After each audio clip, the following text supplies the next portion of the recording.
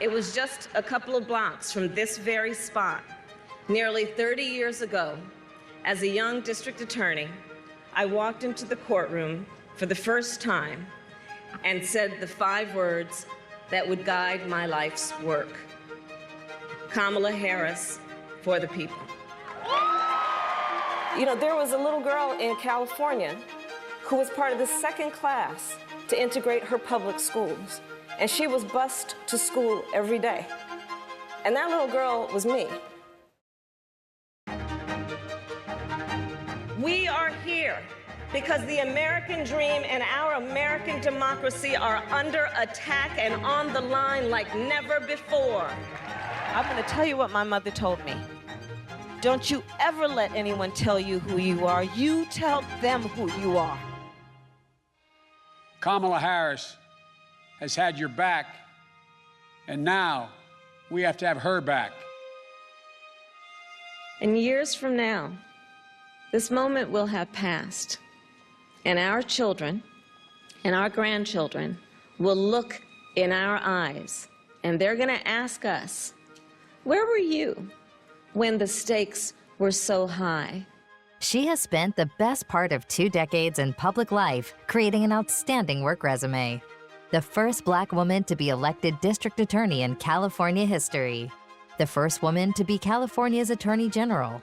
The first Indian American senator, and now the first Black woman and first Asian American to be picked as a vice presidential running mate on any major party ticket.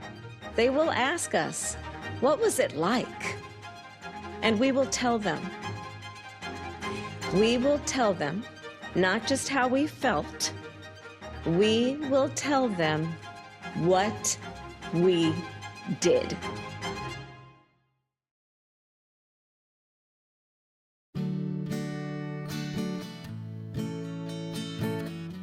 Kamala Harris, born in Oakland, California on October 20th, 1964. Harris is the eldest daughter of 2 immigrant parents. Born to Shaimala Gopalan, a cancer researcher from India, and Donald Harris, an economist from Jamaica. After her parents divorced, Harris was raised primarily by her single mother in Berkeley.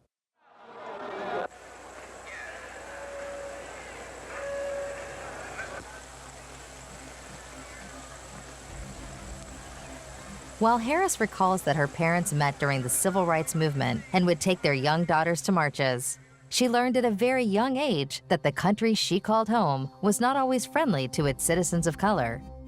In an interview with the Los Angeles Times, Harris remembers visiting her father in Palo Alto and being told by a child in the neighborhood that she was forbidden to play with her and her sister simply because they were Black.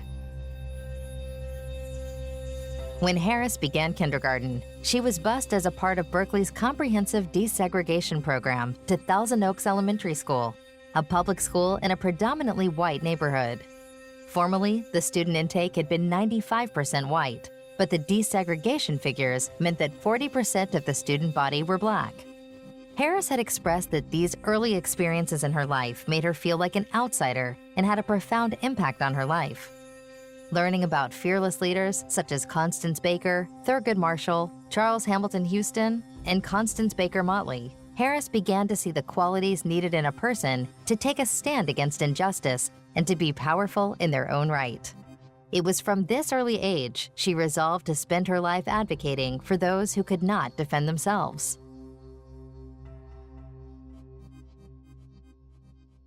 While growing up in Oakland, she was immersed in both Indian and African American culture. Shamala introduced Kamala and her sister Maya to Hinduism, taking them to a Hindu temple as young girls. And she was also heavily influenced by her grandfather, a high-ranking government official who fought for Indian independence, and her grandmother, an activist who traveled the countryside teaching impoverished women about birth control. Harris noted in her autobiography, "My mother understood very well that she was raising 2 Black daughters. She knew that her adopted homeland would see Maya and me as Black girls, and she was determined to make sure we would grow into confident, proud Black women." When she was 12 years old, Kamala and her family moved to Montreal after Shamala had accepted a research and teaching position at McGill University. The sisters attended a French-speaking school, where Kamala would look out for Maya on the schoolyard. Her activism certainly began at a young age, as she and her sister organized a protest to overturn a policy that banned children from playing in the courtyard of their apartment building, which they won. Her high school best friend, Wanda Kagan, had a profound impact on Kamala's life and choice of career in addressing wrongs in society. The teenage Wanda was harboring a dark secret. In September 2020, with Kagan's blessing, Harris shared the heartbreaking story on her social feeds. In the post, Harris revealed, "When I was in high school, I had a best friend who I learned was being molested by her father." And so I said to her as soon as she told me, "Well, you have to come stay with us." And a big part of the reason I wanted to be a prosecutor was to protect people like her. And in fact, the vast majority of my career as a prosecutor was about protecting women and children, including a significant period of time where I specialized in child sexual assault cases. After graduating from high school, Harris moved back to the U.S., where she pursued a degree in political science and economics at Howard University, one of the longest-standing historically Black colleges in the country. While at Howard, she interned as a mailroom clerk for California Senator Alan Cranston, chaired the Economic Society, led the debate team, and joined Alpha Kappa Alpha sorority. Spending 4 years there, Harris described the time as probably the most formative experience of her life. After earning a law degree from the University of California, Hastings, she began her career in the Alameda County District Attorney's Office, focusing on sex crimes. Her family were initially skeptical of her career choice. Harris herself acknowledged that prosecutors have historically gained a bad reputation. Nevertheless, she realized that change had to come from within the system, and she was prepared to tackle this issue. The quest led to her spending 8 years in the DA's office before moving to the San Francisco District Attorney's Office as Assistant District Attorney, where she was promoted to oversee the Career Criminal Unit. A move to San Francisco City Hall Family and Children's Services Division allowed her even more involvement with a subject close to her heart, representing child abuse and neglect cases. It would be during her time in this role and subsequent positions that Harris would prosecute a number of controversial three-strikes cases. The harsh sentencing has been the subject of much public criticism, and while considering a person's criminal past during sentencing is not a new concept, the law established in 1994 enforces mandatory life sentences for repeat offenders. Under California's controversial three-strikes law, any person who has committed 3 felonies, which includes crimes like arson, robbery, drug possession, and firearm violations, can receive a life sentence. This legal ruling has had a catastrophic impact for those who have committed a series of nonviolent crimes, for example, drug possession, which in itself disproportionately affects Black people, with this group making up 43% of the state's prison population. Under the law, someone who committed a 3rd felony could go to prison for 25 years to life, even if the 3rd felony was a nonviolent crime. Harris was instrumental in determining that the San Francisco DA's office only charged for a 3rd strike if the felony was a serious or violent crime. Even though Harris consistently faced criticism for the 3-strikes law, she has defended her actions several times. How do you reconcile your contradictory past with what you claim to support today? I've been consistent my whole career. My career has been based on an understanding, one, that as a prosecutor, my duty was to seek and make sure that the most vulnerable and voiceless among us are protected. And that is why I have personally prosecuted violent crime that includes rape, child molestation, and homicide. And I have also worked my entire career to reform the criminal justice system, understanding, to your point, that it is deeply flawed and in need of repair.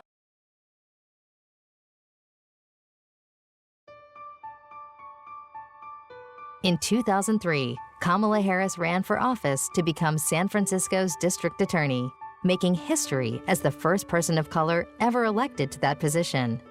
In the runoff, Harris pledged never to seek the death penalty and to prosecute 3-strike offenders only in cases of violent felonies. It was just a couple of blocks from this very spot, nearly 30 years ago, as a young district attorney, I walked into the courtroom for the first time and said the 5 words, that would guide my life's work. Kamala Harris, for the people.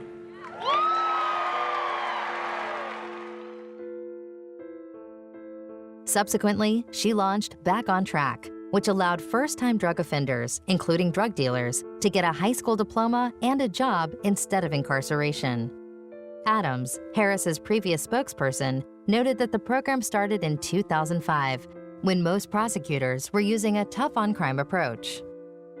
Only a few months into the position as district attorney, Harris came under fire when she found Democrats, as well as people of all political persuasions, united against her. At the time, the story of a murdered California policeman had become national news amid widespread indignation over Harris's role in the case. On the night of April 10, 2004, San Francisco police officer Isaac Espinoza was shot dead in an unprovoked attack by 21-year-old David Hill, a member of the West Mob, a criminal street gang. Espinoza was considered a model cop. At the time, everybody in the community was calling for the death penalty for the suspect, Hill. Harris had made her position on the death penalty clear when she was running for district attorney. She did not believe in it. She came under extreme scrutiny for this decision. Harris was out there on her own, but her conviction never wavered. She took it from all sides on that case, but the strongest example was when she attended the funeral of Isaac Espinoza. Being at the funeral of Isaac Espinoza, and U.S. Senator Dianne Feinstein had been invited to give the eulogy, and she departed from her prepared remarks, and she called out the district attorney, not by name, but making it very clear right in front of Kamala Harris that she felt that this was a case where the death penalty was warranted. And Kamala Harris stood her ground. The decision Kamala Harris made not to pursue the death penalty for Espinoza would eventually raise its head again in the race for the prestigious and powerful position as California's Attorney General. In the election, she faced Republican Los Angeles County District Attorney Steve Cooley, who led for most of the race with his pro-death penalty stance in stark contrast to his opponent. The race went down to the wire. Initially, some news organizations called the race for Cooley. It took weeks for the final results to be counted. On November 24, 2010, Cooley conceded to Harris, giving the Democrats a sweep of statewide executive offices. On November 30th, Harris declared victory. She was elected as the first African American and first woman to serve as California's Attorney General when her term began in January 2011. In her 2011 inauguration speech, Harris pointed out that in 2010, there were 600,000 truant students in elementary schools alone. In an effort to remedy this, she passed a law making it a criminal misdemeanor for parents to allow their children to miss more than 10% of school days without an excuse. The parents or guardians of truant children could face a $2,000 fine or up to 1 year in jail. "We are putting parents on notice," Harris said at her 2011 inauguration. "If you fail in your responsibility to your kids, we are going to work to make sure you face the full force and consequences of the law." However, this policy ended up generalizing the truancy issue, placing blame on parents with circumstances outside of their control. Harris has since apologized for criminalizing parents in an interview. "This was never the intention," she apologized. "I regret that that has happened, and the thought that anything I did could have led to that." Another controversial issue surrounding Harris's time as the Attorney General was her and her lawyer's stance on prison reform. In 2011, the Supreme Court demanded the state of California reduce its prison population by 33,000 inmates in the next 2 years due to overpopulation resulting in malnourishment and inhumane treatment, according to NPR. In 2014, federal judges ordered that all nonviolent second-strike offenders be eligible for parole after serving half their sentence. At the time, most of those prisoners were working as groundskeepers, janitors, and kitchen staff. Allegedly, Harris's lawyers argued in court that releasing them would drastically reduce their prison labor pool. However, she later stated that she was shocked to hear their defense. Always willing to admit when mistakes have been made, she said, "I was very troubled by what I read. I just need to find out what we did actually say in court.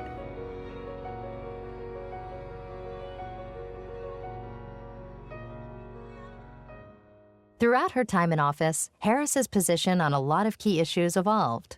One in particular was her stance on marijuana. In 2010, Harris was staunchly opposed to the use of recreational marijuana, believing that drug selling harms communities. In 2015, at the California Democrats' convention, she called for an end to the federal ban on medical marijuana, but withheld the term legislation. It wasn't until 2018, as senator, that she co-signed Senator Cory Booker's Marijuana Justice Act. Let's get smart. So the fact is that marijuana laws are not applied and enforced in the same way for all people. So for example, African Americans use marijuana at roughly the same rate as whites, but are approximately 4 times more likely to be arrested for possession. That's just not fair. So we need to change the system. I'm proud to stand with Senator Kamala Harris and others in supporting the Marijuana Justice Act.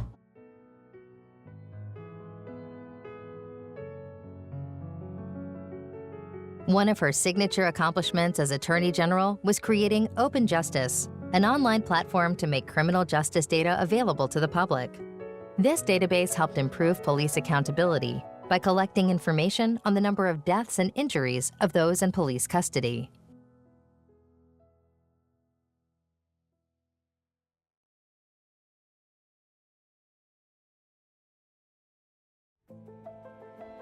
One could argue that since her Senate campaign in 2016, Harris has tried to perhaps gloss over parts of her record she has had second thoughts about, and instead emphasize the positive reforms she has supported and implemented over the years. Notwithstanding this, many have commended her in her adoption of sweeping rhetoric about the criminal justice system, which she has passionately argued needs to be systematically changed.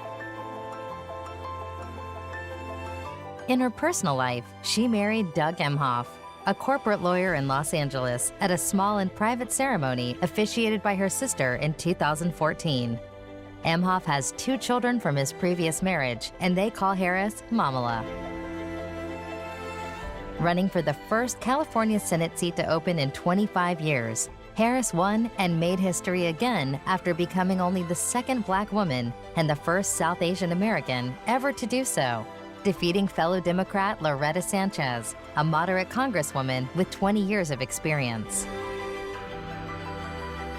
While in the Senate, Harris served on 2 powerful committees, the Intelligence Committee and the Judiciary Committee.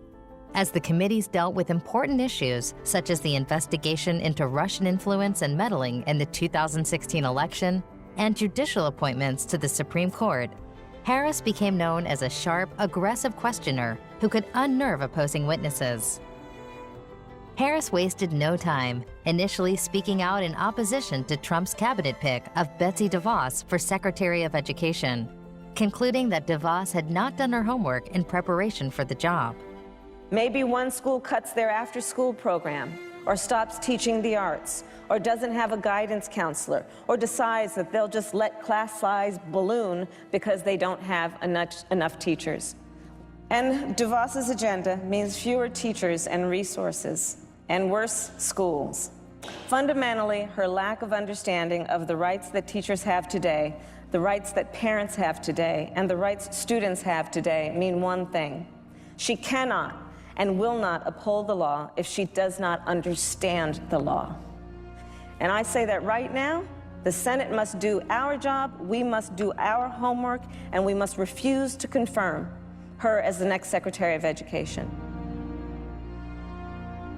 She went viral in 2017 for her sharp questioning of then Attorney General Jeff Sessions on the Russia investigation. After 3.5 minutes of persistent questioning, did you have any communication with any Russian businessmen or any Russian nationals? I don't believe I had any conversation with Russian businessmen or Russian nationals. Are you aware of any Although communications? a lot of people were at the convention, it's conceivable that somebody Sir, I came up to me. have just a few. Will you let me qualify it? If I don't qualify it, you'll accuse me of lying. So I need to be correct as best I can. I do want you to be honest. I'm not able to be rushed this fast. It makes me nervous. The following year, Harris was involved in the high-profile Facebook Cambridge Analytica data scandal, questioning Facebook CEO Mark Zuckerberg and whistleblower Christopher Wiley on reports that Cambridge Analytica misappropriated the data from 87 million Facebook users to suppress the votes of African Americans and the extent to which Facebook violated the privacy of its users.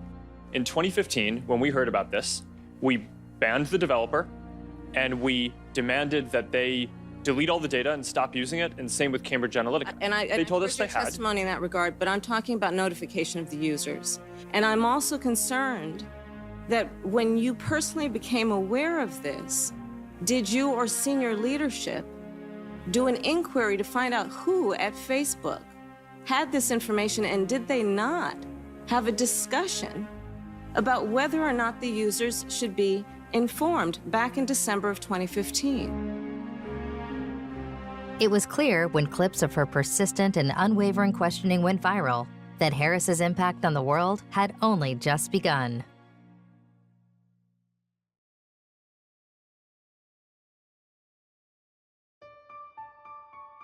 On January 21st, 2019, Martin Luther King Jr. Day no less, Harris announced that she would be running for president in the 2020 election.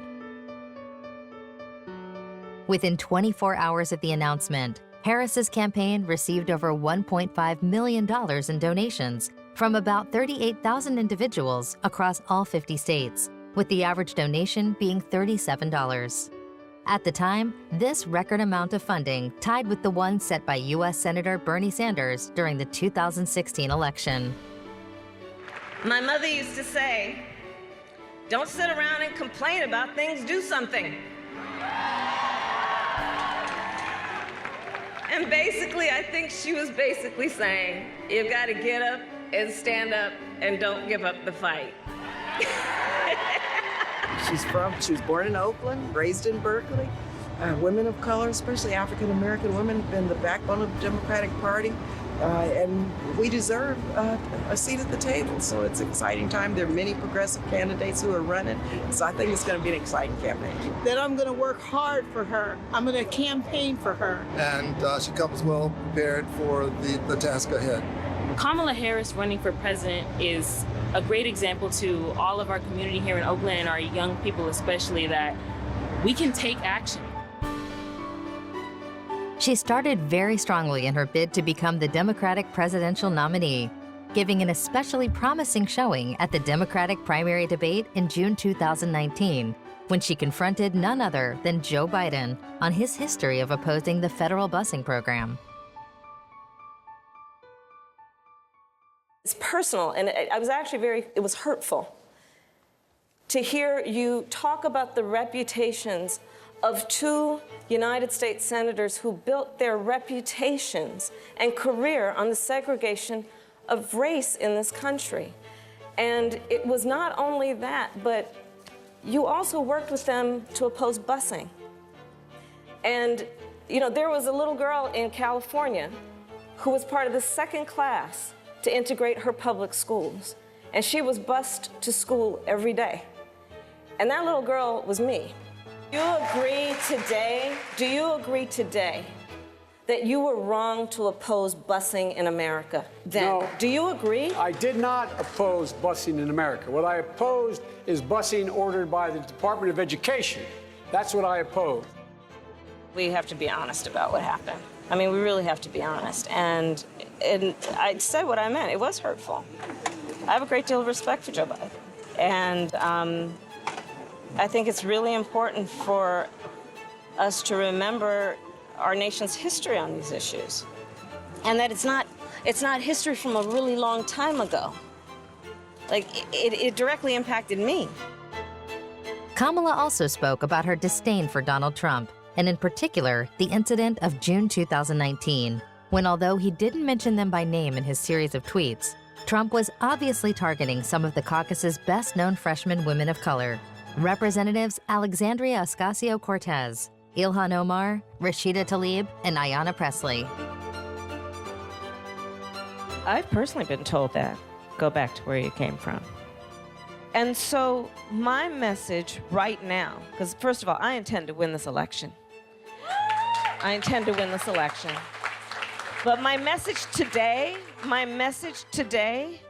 to everyone who has ever heard that, or looks like anyone who has ever heard that, or has a story like anyone who has ever heard that, or a family member who has ever heard that, you belong.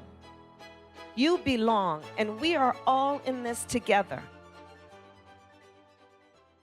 Kamala Harris was accused of having an inconsistent stance on healthcare, which made voters skeptical.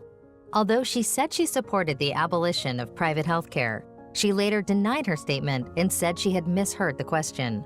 She eventually released a healthcare plan that still included private health insurance. In the second Democratic debate in August, Harris was confronted by Biden and Congresswoman Tulsi Gabbard over her record as Attorney General. There are too many examples to cite, but she put over 1,500 people in jail for marijuana violations and then laughed about it when she was asked if she ever smoked marijuana. She blocked evidence. She blocked evidence that would have freed an innocent man from death row until the courts forced her to do so. She kept people in prison beyond their sentences to use them as cheap labor for the state of California.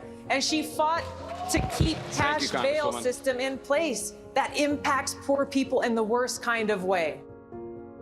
After taking a hard look at her campaign's financial future and low poll numbers, in December 2019, Harris withdrew from the presidential race.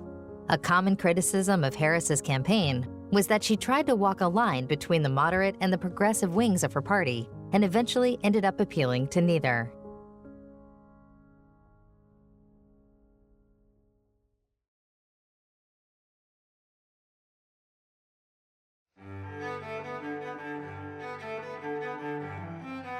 Harris did not give up her fight for those communities that faced injustice after her presidential bid ended, and she continued to work for the American people.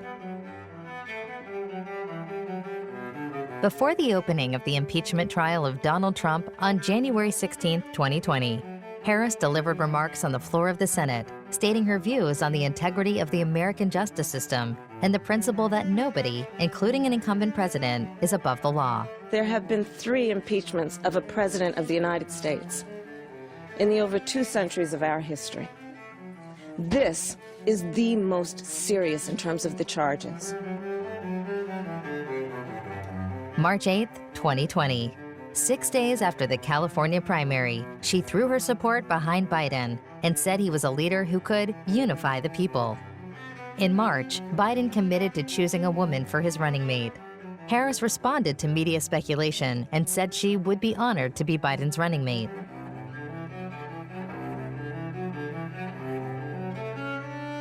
In the wake of the death of George Floyd and ensuing protests and demonstrations, Harris showed support to the community, crediting the civil rights marchers to her path to the Senate.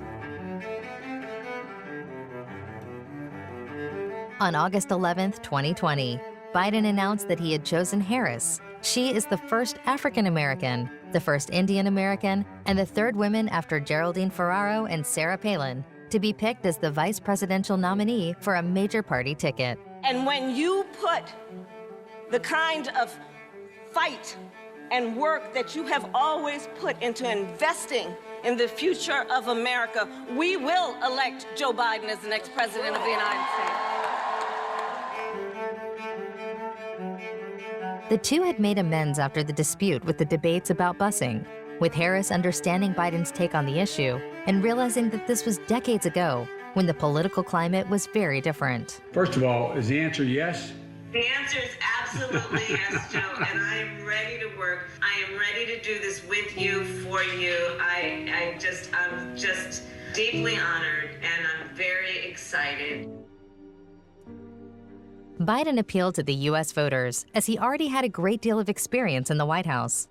At the time of the 2020 elections, many Americans were nostalgic for the previous Obama administration. Biden, as vice president through these years, seemingly offered comfort to many of the voters. His wife, Jill Biden, to whom he had been married since 1977, taught English and reading in high schools for 13 years and also taught adolescents with emotional disabilities at a psychiatric hospital, and was thought to be the first second lady to hold down a regular job while her husband was vice president. Choosing Harris as his running mate mirrored Obama's decision to pick Biden in 2008. She balanced out Biden's views and was able to represent a younger and more liberal side to the party. Biden and Harris's speeches as the 2020 Democratic presidential nominees won praise from both the left and the right. They were ready to take on Trump. I accept this nomination for President of the United States of America. But while I'll be a Democratic candidate, I will be an American president. In this election, we have a chance to change the course of history. Here and now, I give you my word. If you entrust me with the presidency, I will draw on the best of us, not the worst. So let's fight with conviction. Let's fight with hope. Let's fight with confidence in ourselves and a commitment to each other. And now history has delivered us to one of the most difficult moments America's ever faced. Four historic crises, all at the same time. We will tell them what we did. And this is a battle we will win, and we'll do it together. I promise you. From the moment Biden was selected as the Democratic presidential nominee, Trump attempted to cast doubt over Biden's abilities, claiming that he was suffering from dementia and that he was taking performance-enhancing drugs in the primaries. The first debate took place at Cleveland Clinic on September 29th. The 90-minute showdown was reported by the media as a dumpster fire, a train wreck, and was widely criticized as being a low point in U.S. presidential politics. Amid the acrimonious exchanges, Trump repeatedly interrupted Biden and moderator Chris Wallace of Fox News. I'm not here to call out his lies. Everybody knows he's a liar. But you I just want to make sure. Joe, you're the liar. I want to make sure. Graduated last in your class, not first in your class. I want to make sure. Mr. President, can you let him finish, sir? No, he doesn't know how to do you I'm not going to answer the question Why because would you answer that because question? the question is Justice, the radical question, left. Will you shut up, man? Listen, who is on your list, Joe? This Who's is on your so list? Right. Gentlemen, I think this is so unprecedented. He's going to pack the court. We have not going to give a list. We have ended this segment. We're going to move on. The vice presidential debate took place on October 8th. At this point in the race, Biden was leading in the polls, so the pressure was particularly on for Pence to defend the administration's record, just days after the president tested positive for COVID-19. Donald Trump interrupted Joe Biden 71 times during the first presidential debate. Pence cut in on Harris a lot less, perhaps because one of his early attempts was witheringly cut down by Harris. Well, I mean, I thought we saw enough of it in last week's debate, but I think this is supposed to be a debate based on fact and truth. And the truth and the fact is, Joe Biden has been very clear. He will not raise taxes on anybody who makes less than $400,000 a year. He said he's going to repeal the Trump tax cuts. Mr. Vice President, I'm speaking. Well, wait. I'm speaking. In the final presidential debate, Biden came out swinging, making a case that over 222,000 Americans had died from coronavirus, in large part because of the Trump administration's response to the deadly disease. In contrast to the first debate, the microphones of both candidates were muted at select times. I have released all of my tax returns, 22 years. Go look at them. 22 years of my tax return. You have not released a single solitary year of your tax return. What are you hiding? Why are you unwilling? President Trump, your response. First of all, I called my accountants, underwrote it. I'm going to release them as soon as we can. I want to do it. And it'll show how successful, how great this company is. Election night, November 3rd. The night ended without a clear winner, as many state results were too close to call and millions of votes remained uncounted, including in the battleground states of Wisconsin, Michigan, Pennsylvania, North Carolina, Georgia, Arizona, and Nevada. Results were delayed in these states due to local rules on counting mail-in ballots. Trump made a speech to a room full of supporters, falsely asserting that he had won the election and calling for a stop to all vote counting, saying that continued counting was a fraud on the American people and that we will be going to the U.S. Supreme Court. The Biden campaign denounced these attempts. This is a fraud on the American public. This is an embarrassment to our country. We were getting ready to win this election. Frankly, we did win this election.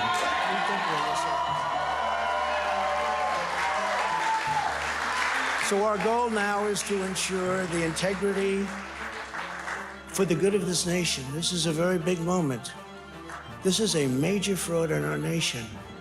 In Pennsylvania, where the counting of mail-in ballots began on election night, Trump declared victory on November 4th with a lead of 675,000 votes, despite more than 1 million ballots remaining uncounted. Trump also declared victory in North Carolina and Georgia.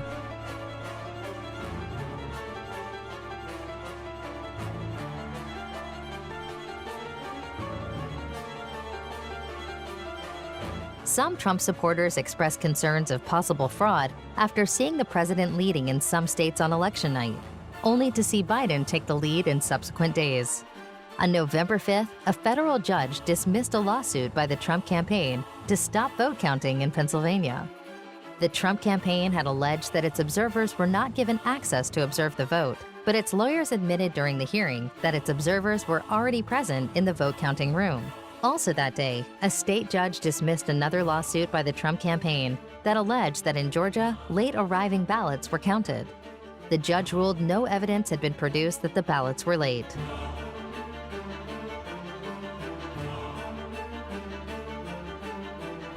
By November 7th, several prominent Republicans had publicly denounced Trump's claims of electoral fraud, saying they were unsubstantiated, baseless, or without evidence, damaging to the election process, undermining democracy, and dangerous to political stability, while others supported his demand of transparency.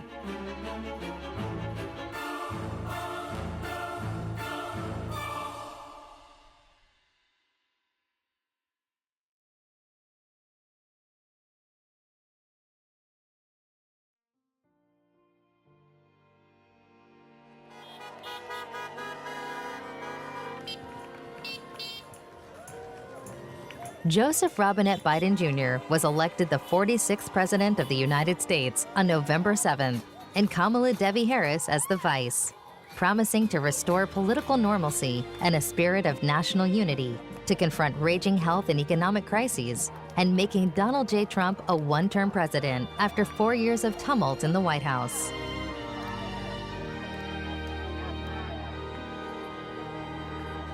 Mr. Trump is only the third elected president since World War II to lose re-election, and the first in more than a quarter century. She will be the first female vice president, as well as the first person of color to hold the post since Charles Curtis, a Native American who served under Herbert Hoover from 1929 to 1933. We did it. We did it, Joe. You're going to be the next president of the United States.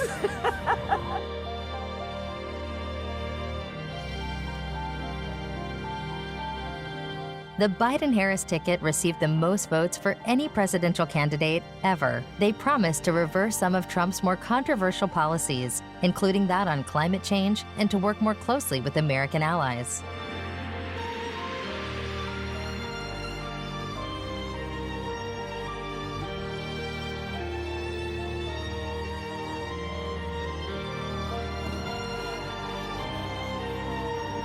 They will focus on ending the pandemic, expanding healthcare, reforming immigration, stronger action on climate change, raising the minimum wage, sorting out college debt, and implementing higher taxes for the rich.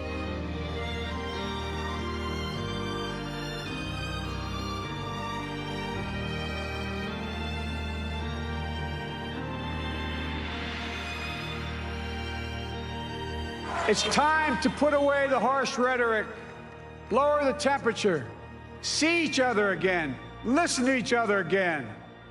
And to make progress, we have to stop treating our opponents as our enemies. They are not our enemies. They are Americans. They are Americans. The Bible tells us, to everything there is a season, a time to build, a time to reap, and a time to sow, and a time to heal. This is the time to heal in America. Biden pressed ahead with forming his government. A number of his choices made history, forming the most diverse economic leadership team America has ever seen.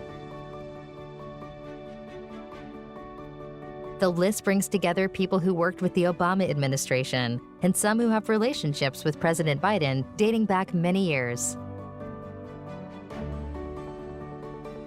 Biden's picks include the first woman to head up the U.S. Treasury, Janet Yellen, plus the first woman to lead national intelligence, the first Latino immigrant to lead the Department of Homeland Security, the first ever climate change envoy, as well as Pete Buttigieg, the former presidential nomination candidate, and the first openly homosexual individual approved by the Senate to a cabinet position.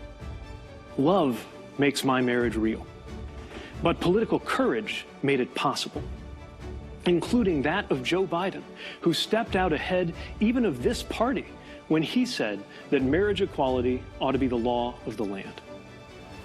There is a long way to go. But if this much can change between 2010 and 2020, imagine what could change between now and 2030.